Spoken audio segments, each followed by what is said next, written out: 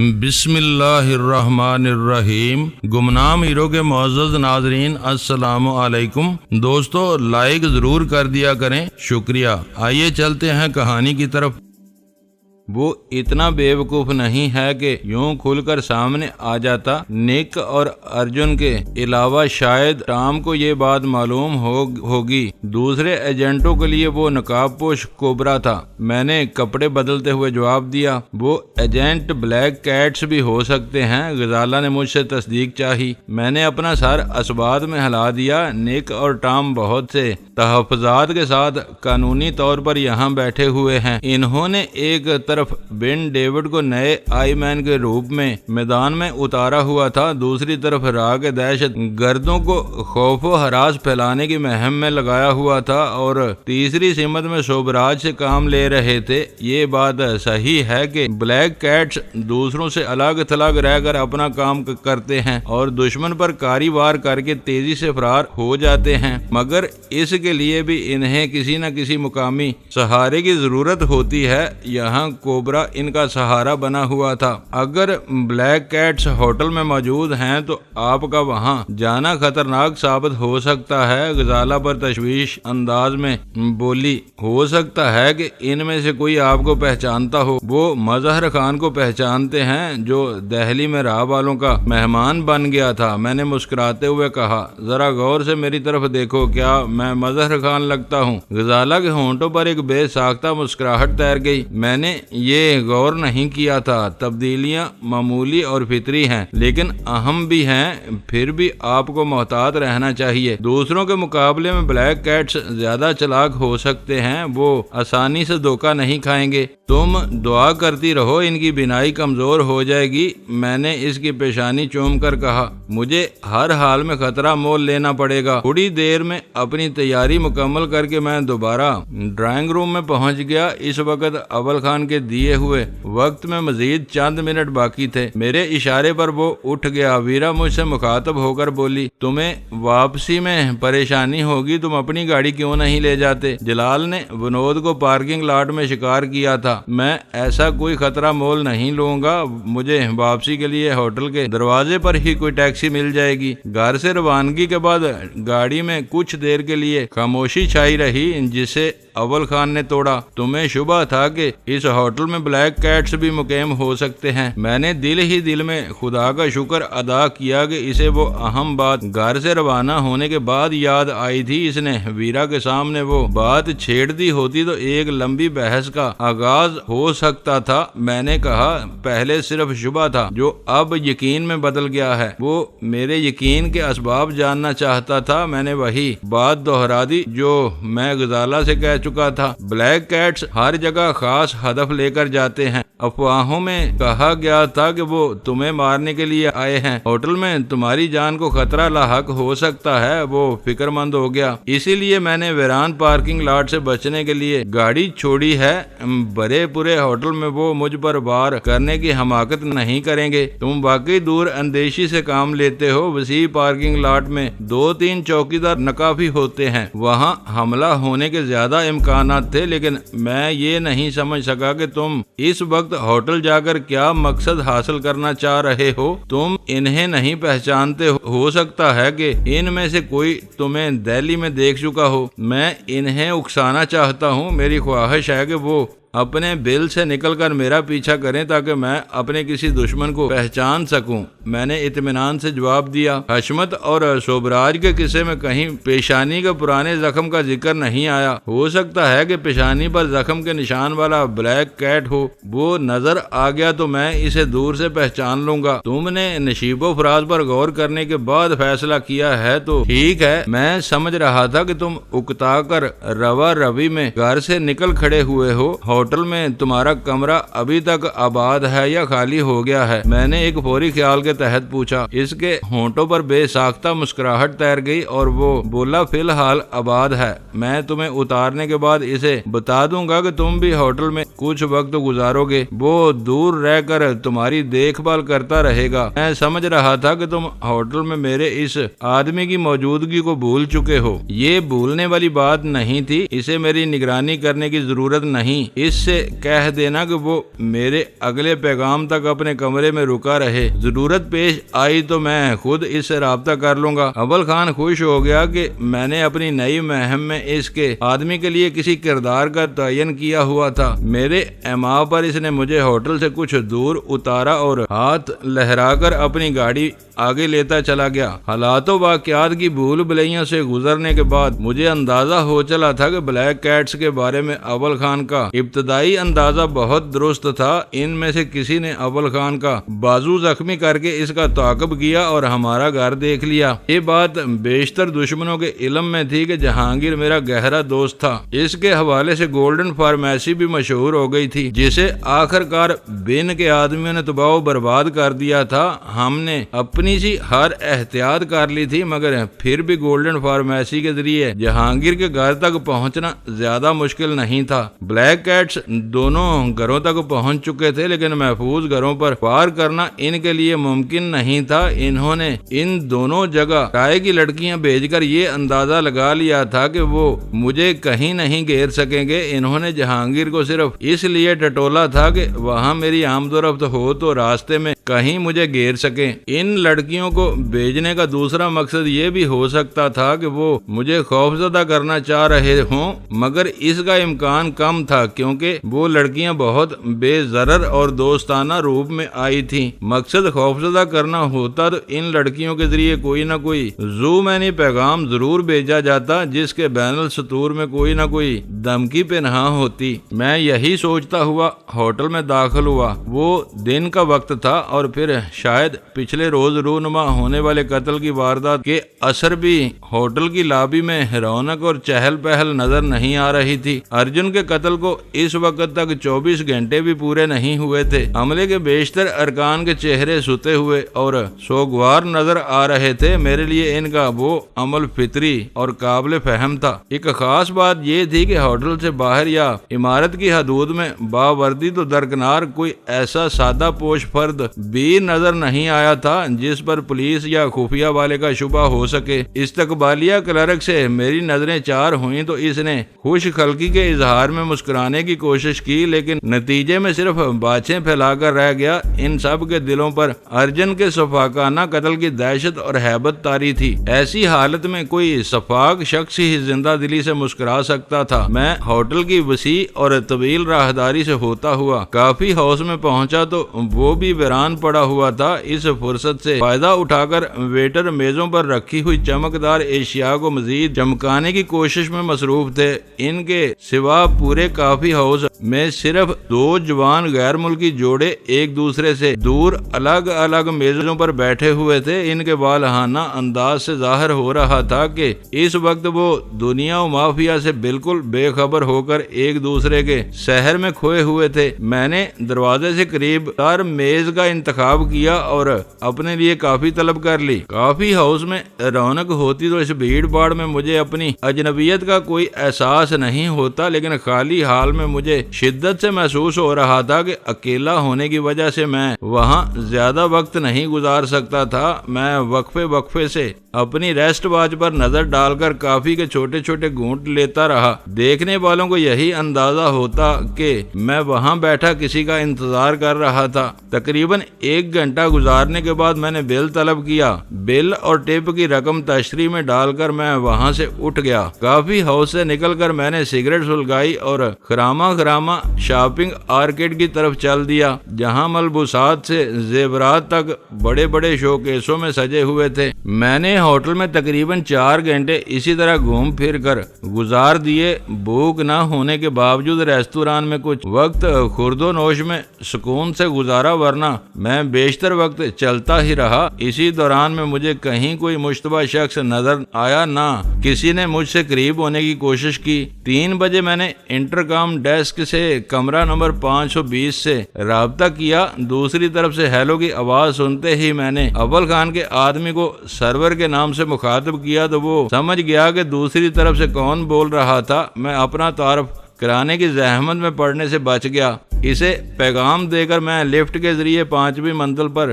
پہنچا تو وہ لفٹ کے باہر میرا منتظر تھا۔ میں نے اسے تپاک سے ہاتھ ملایا۔ لفٹ مجھے اتار کر اوپر یا نیچے چلی گئی۔ اس وقت فلور پر ہم دونوں کے سوا کوئی تیسرا متنفس نظر نہیں آ رہا تھا۔ میں کچھ دیر کے لیے تمہارے کمرے میں آرام کروں گا، چابی تم اپنے ساتھ رکھو، 5 بجے تم کمرے میں آ سکتے ہو، میں جاتے ہوئے دروازہ مقفل کر دوں گا۔ اس نے سعادت مندی سے اپنے سر کو اسبات میں جنبش دی اور لفٹ کی طرف متوجہ ہو گیا۔ میں راہداری کی طرف بڑھ گیا۔ کمرے کا دروازہ مقفل کر کے میں تھکے ہارے انداز میں بستر پر گر گیا۔ میری اس مشق کا کوئی نتیجہ برآمد ہو گیا ہوتا تو شاید مجھے تھکن کا ذرا بھی احساس نہ ہوتا، مگر میرے ساتھ صورتحال مختلف تھی۔ میں نے آرام دہ اور نرم بستر پر لیٹے لیٹے گھر کا نمبر ملایا۔ دوسری طرف سے غزالہ نے ریسیور اٹھایا۔ وہ میری طرف سے فکر مند تھی اور فون سے لگی بیٹھی تھی۔ اس سے چند منٹ کی مختصر سی گفتگو میں نے اسے بریف کیا اور فون بند کر دیا۔ اس کے لیے یہ امر خوشی کا باعث تھا کہ ہوٹل کی حدود میں داخل ہونے کے بعد میرے ساتھ کوئی ناخوشگوار واقعہ پیش نہیں آیا تھا اور میں خیریت سے تھا۔ ٹھنڈے کمرے میں آنکھیں موندے بستر پر لیٹا رہا۔ فرصت اور آرام کے ان لمحات میں نہ جانے کب غنودگی کی لہر نے مجھے آد بوچا۔ دوبارہ آنکھ کھلی تو 5 بجنے میں صرف 5 منٹ باقی رہ گئے تھے۔ میں نے اضطراری طور پر ہڑبڑا کر بستر چھوڑا، مگر پھر فوراً ہی پرسکون ہوتا چلا گیا۔ وہ ذرا سا ڈسپلن کا تقاضا تھا کہ میں نے اپنے آرام کے لیے اسے کمرے سے بھیج دیا تھا، ورنہ کچھ دیر کے لیے ہم دونوں اس کمرے میں ایک ساتھ بھی رہ سکتے تھے۔ میرا غسل کرنے کا موڈ ہو رہا تھا۔ میں نے چند منٹ تک انتظار کرنا مناسب سمجھا۔ ٹھیک 5 بجے دروازے کے قفل میں کنجی لگنے اور گھومنے کی آواز آئی اور سرور میری اوپر نظر پڑتے ہی ٹھٹک کر دروازے کے پاس رک گیا۔ چلے آؤ، میں نہا کر واپس جاؤں گا، میں نے کہا اور وہ دروازہ مقفل کر کے آگے بڑھایا۔ وہ قریب آ کر دست بستہ کھڑا ہو گیا۔ میں نے اشارہ کر کے اسے کرسی پر بٹھا دیا۔ سر، چیف صاحب نے کہا تھا کہ یہاں کوئی خاص بات ہو تو میں انہیں رپورٹ دینے کے ساتھ آپ کو بھی بتا دوں۔ وہ ادب سے بولا، کیا کوئی خاص بات ہوئی ہے؟ میں نے چونک کر پوچھا۔ چیف صاحب نے دوسری باتوں کے علاوہ اوسط قد اور سانولے رنگ کے ایک آدمی کی تلاش کے بارے میں بھی ہدایت کی تھی۔ سرور نے سپاٹ لہجے میں بتایا، انہوں نے پیشانی پر پرانے زخم کے نشان کو اس کی سب سے بڑی پہچان بتایا تھا۔ 4 بجے کے قریب مجھے ایسا آدمی نظر آیا تھا۔ میرے لیے وہ بہت بڑی خبر تھی۔ سرور کو اندازہ نہیں تھا کہ اس نے کیا دریافت کر لیا تھا۔ میں سنبھل کر بستر پر سیدھا ہو کر بیٹھ گیا۔ وہ کہاں نظر آیا تھا تمہیں؟ میں لابی میں بیٹھا چائے پی رہا تھا۔ وہ لفٹ سے اترا تو اس کا رخ میری طرف تھا۔ مجھے اس کے ماتھے پر زخم کا نشان چمکتا ہوا نظر آیا۔ میں نے چائے وہیں چھوڑی اور ویٹر کو 100 روپے کا نوٹ پکڑا کر باہر آ گیا۔ وہ اپنے ہاتھ میں ایک پیکٹ لیے ٹیکسی کی طرف جا رہا تھا۔ بولتے جاؤ، اس کے خاموش ہوتے ہی میں نے اسے لقمہ دیا۔ تم کو اندازہ نہیں ہے کہ تم نے کتنی بڑی کامیابی حاصل کی ہے۔ بس سر، یہ بڑوں کی دعا ہے کہ بندے کو سرخ روئی ملتی رہتی ہے، اس نے عاجزانہ لہجے میں کہا۔ میرے پاس اپنی گاڑی نکالنے کا وقت نہیں تھا۔ اس کے جاتے ہی میں دوسری ٹیکسی میں اس کے پیچھے روانہ ہو گیا۔ میں نے ڈرائیور کو بتایا کہ میں سرکاری آدمی ہوں اور ایک مجرم کا پیچھا کر رہا ہوں۔ اس نے ایمپریس مارکیٹ پر ٹیکسی چھوڑ دی اور ٹہلتا ہوا پیشاب خانے میں چلا گیا۔ میں حیران تھا کہ ہوٹل سے نکلنے کے چند منٹ بعد اسے پیشاب خانے کی کیا ضرورت پڑ گئی، مگر پھر بات میری سمجھ میں آ گئی۔ وہ باہر نکلا تو اس کے دونوں ہاتھ خالی تھے۔ باہر آتے ہی وہ دوسری ٹیکسی لے کر چل دیا۔ میرے 2 دل ہو رہے تھے، اس کا پیچھا کروں یا اس کا چھوڑا ہوا پیکٹ تلاش کروں۔ میرا دل کہہ رہا تھا کہ وہ پیکٹ خطرناک ہے۔ شہر میں پچھلے دنوں کئی بم دھماکے ہو چکے ہیں۔ لوگوں کی جانیں بچانے کے لیے پیکٹ کو دیکھنا ضروری تھا۔ ٹھیکیدار کے آدمی کو پیسے دے کر میں اندر گیا تو ذرا سی تلاش کے بعد مجھے وہ پیکٹ نظر آ گیا۔ وہ روشن دان کے فریم میں لگا ہوا تھا۔ اسے ہاتھ لگاتے ہی مجھے پتا چل گیا کہ وہ ٹائم بم تھا اور اس کی گھڑی چل रही थी। सर, मैं कांप गया। वो मेरे हाथ में फट जाता तो मेरे बदन के टुकड़े भी नहीं मिलते, मगर वहां चलने फिरने वाले सैकड़ों आदमियों की जानें मुझसे ज्यादा कीमती थी। मैं बम लेकर अपनी टैक्सी में आ गया। पीछे बैठे बैठे मैंने इसे खोला तो वो 5 बजे पर सेट था। मैंने टाइमर बंद करके इसे देखा तो वो रूस का बना हुआ 4 पाउंड का टाइम बम था। अब वो बम कहाँ है, मैंने सवाल किया। इसे होटल में लाना खतरनाक था। घड़ी बंद करने के साथ मैंने बम को नकारा करके अपनी गाड़ी में डाल दिया। मेरे दूसरे हथियार भी इसी में हैं। तुम्हें ये अंदाजा नहीं हो सका कि वो कहाँ गया होगा। गैर इरादी तौर पर सवाल करने के बाद मुझे एहसास हुआ कि मेरा वो सवाल गैर मंतकी था। सर, ये अंदाजा तो नहीं हुआ, मगर जल्द पता चल जाएगा। मैंने टैक्सी का नंबर नोट कर लिया था। सर्वर के जवाब ने मुझे हैरान कर दिया। वो नाजुक मौके पर सही फैसला करने की सलाहियत से माला माल था। अव्वल खान ने शायद इसी खूबी की बिना पर इसे अपनी जगह मामूर किया था। अव्वल खान को अपनी रिपोर्ट के साथ टैक्सी का नंबर भी दे दो। ये मालूम होना बहुत जरूरी है कि वो वापस कहाँ गया था। कमरे में ऑपरेटर्स काम नहीं कर रहा, सब खिड़कियां बंद हैं, रेडियो सिग्नल साफ नहीं आता, आवाज गड़बड़ हो जाती है। इसने माजरत ख्वाहाना लहजे में कहा, मैं अभी बाहर जाकर ये काम कर लूंगा। मुझे हल्का सा गुस्सा आ गया। मुश्तबा आदमी के सिलसिले में मिसाली होशियारी का मुजाहरा करने के बाद सर्वर ने एक हमाकत का भी इर्तिकाब किया था। नकारा बम को अपनी गाड़ी में महफूज करते ही इसे अव्वल खान से राब्ता कर लेना चाहिए था, लेकिन वो इस काम को अधूरा छोड़कर ऊपर दौड़ा चला आया। मैंने सर्वर से कुछ नहीं कहा, खामोशी से स्टेशन 4 का नंबर मिलाया। मुझे याद आ गया था कि बेन से छीनी हुई CSD अव्वल खान ने वहां लगा ली थी। घंटी बजते ही मैंने रिसीवर सर्वर की तरफ बढ़ा दिया। इस पर रिपोर्ट दे दो। इसने रिसीवर मेरे हाथ से ले लिया, मगर इसके बुशरे पर तजब्जब की इलामत नजर आ रही थी। मैंने जोर देकर कहा, फिक्र न करो, अव्वल खान ने एक आला लगा लिया है, अब वो फोन महफूज है। मेरी यकीन दहानी के बावजूद इसकी तसल्ली न हो सकी। शायद वो हदायत से जरा भी इनहराफ का आदी नहीं था। सर, साहब कह रहे हैं कि इसी पर रिपोर्ट दे दूं। राब्ता होने पर इसने पुजमुर्दा आवाज में कहा। दूसरी तरफ से ताइदी इशारा मिलते ही इसने अपनी कहानी शुरू कर दी। वो मेरे रूबरू मौजूद था, इसलिए इसने खासी तफसील बता डाली थी। फोन पर अपनी रिपोर्ट को इसने बहुत मुख्तसर कर दिया था। टैक्सी का नंबर बताने के बाद इसने रिसीवर मुझे दे दिया। मैंने रिसीवर लेते ही कहा, तुमने देख लिया कि हरकत में कितनी बरकत होती है। तुम्हारे कदम जहां पहुंचते हैं वहां काम शुरू हो जाता है। अव्वल खान की पुरमसरत आवाज आई, ये दोहरा काम हुआ है। तेल वाली लड़की के बयान की तस्दीक हो गई कि पेशानी पर जख्म के निशान वाले आदमी का वजूद है। दूसरी तरफ इसका वार नाकाम बना दिया गया। मुझे हैरत है कि बम सिर्फ 4 पाउंड का था। मैंने कहा, होटल इनका आर्जी ठिकाना है, वो अपने साथ ज्यादा बोझ लेकर नहीं फिर सकते। इस धमाके के लिए इसने खतरनाक जगह का इंतखाब किया था। तुम्हें मालूम है कि वहाँ हर वक्त भीड़ भाड़ रहती है। छोले और बिरयानी के साथ चाय वालों के पास भी रश रहता है। वहाँ 2-4 अफराद की हलाकत यकीनी थी। जख्मी होने वालों के बारे में कुछ नहीं कहा जा सकता था, वो कितने होते। मेरा ये शुबा दुरुस्त साबित हुआ कि ये होटल इन लोगों का गढ़ बना हुआ है। वो न जाने किस से टाइम बम लेकर गया था। हो सकता है कि वो खुद इसी होटल में रह रहा हो। ये पता चलना जरूरी है कि वो वापस कहाँ गया था। अव्वल खान की आवाज में चुस्ती और कराई थी। मेरे आदमी टैक्सी ड्राइवर को तलाश करने में ज्यादा देर नहीं लगाएंगे। सर्वर ने टैक्सी का नंबर नोट करके कमाल किया है। मुझे उम्मीद नहीं थी कि वो मुश्तबा शख्स इस टैक्सी के जरिए बराह रास्त अपनी मंजिल पर गया होगा। अगर वो एक तजर्बेकार और पेशावर एजेंट था तो इसको रास्ते में अपनी सवारी बदल लेनी चाहिए थी। वो एक मामूली और बुनियादी एहतियात थी जिसे कोई नजरअंदाज नहीं कर सकता था। मैंने अव्वल खान की खुशगुमानी बरकरार रखने के लिए वो बात अपनी जुबान पर लाने का इरादा मुलतवी कर दिया। बस टैक्सी ड्राइवर की रिपोर्ट मिल जाए तो काम में तेजी आ सकती है। मैंने उम्मीद जाहिर की रिपोर्ट शायद रात तक मिल जाएगी, मगर अब होटल की निगरानी अहम हो गई है। आज का वाकया ये जाहिर करता है कि हशमत या सुबराज के फरार हो जाने के बावजूद होटल में इनके राब्ते बरकरार हैं। हो सकता है कि पेशानी पर जख्म के निशान वाला हशमत की असलियत से भी वाकिफ हो। एक कामयाबी हासिल होती ہوتے ہی اول خان کی توقعات میں اضافہ ہونے لگا تھا۔ یہ خیال اپنے ذہن سے نکال دو، ایسا ہونا ممکن نہیں ہے۔ میں نے کھل کر اپنے دل کی بات کہہ دی۔ تم اتنے یقین سے یہ دعویٰ کیسے کر رہے ہو؟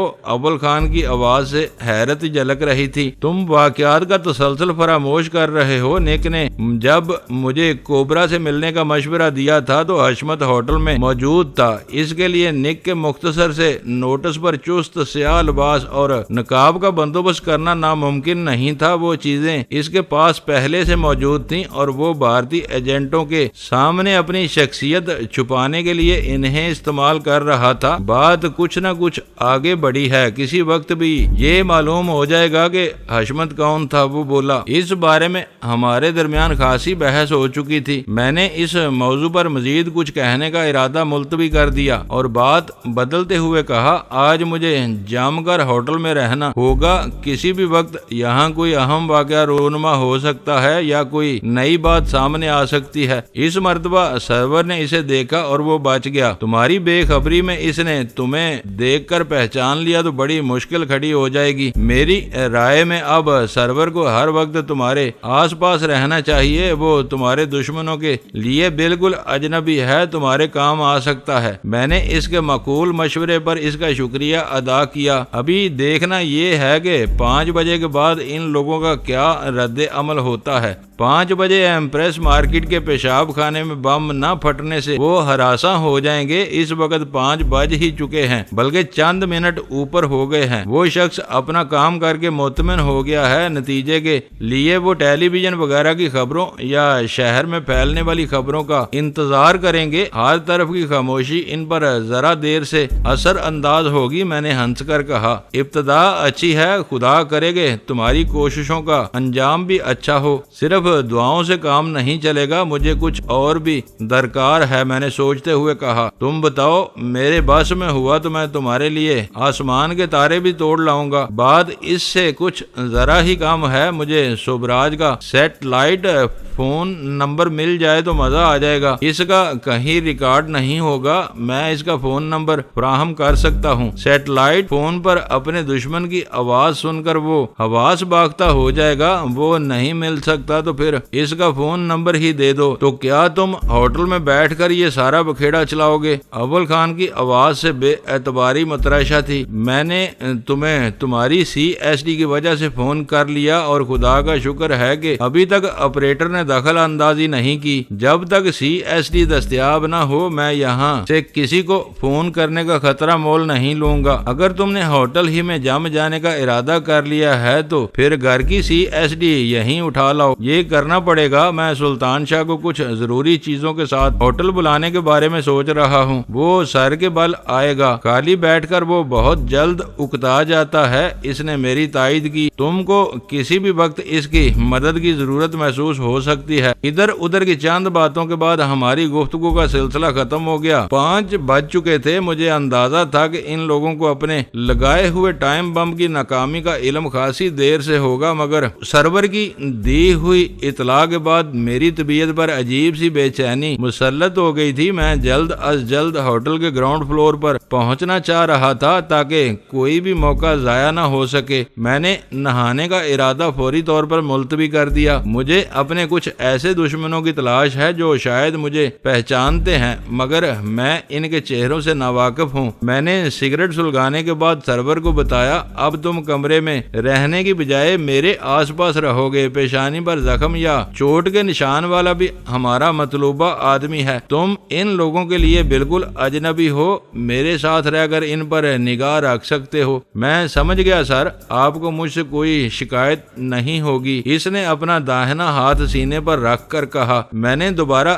گھر فون کیا تو اس بار ویرا سے بات ہوئی۔ اسے یہ جان کر خوشی ہوئی کہ زخمی پیشانی والا آخر کار دریافت کر لیا گیا تھا اور لگے ہاتھوں اس کا ایک حربہ بھی ناکام بنا دیا گیا گیا تھا۔ وہ مجھ سے طویل گفتگو کی خواہش مند تھی، جبکہ میں ہر قیمت پر کمرے سے نکل جانا چاہتا تھا۔ میں نے اسے موقع کی نزاکت کا احساس دلاتے ہوئے اپنی گلو خلاصی کرا لی۔ اس نے میری خواہش کے مطابق فون سلطان شاہ کو دے دیا جو اس کے ساتھ موجود تھا۔ سلطان شاہ کو CSD اور کچھ دوسرے لوازم کے ساتھ جلد از جلد ہوٹل پہنچنے کی ہدایت کر کے میں نے فون بند کر دیا۔ اگلے چند منٹ میں ہم دونوں آگے پیچھے ہوٹل کے نچلے فلور پر پہنچ چکے تھے۔ میں لفٹ سے نیچے اترا تھا۔ سرور نے وقفہ دینے کے لیے زینے استعمال کیے تھے۔ شام 4 بجے زخمی پیشانی والا لفٹ سے گراؤنڈ فلور پر آمد ہوا تھا۔ وہ بات بہت معمولی تھی، مگر میرے لیے اس میں ایک اشارہ مضمر تھا۔ وہ نچلی کسی منزل پر مقیم ہوتا تو زینوں سے نیچے آ سکتا تھا۔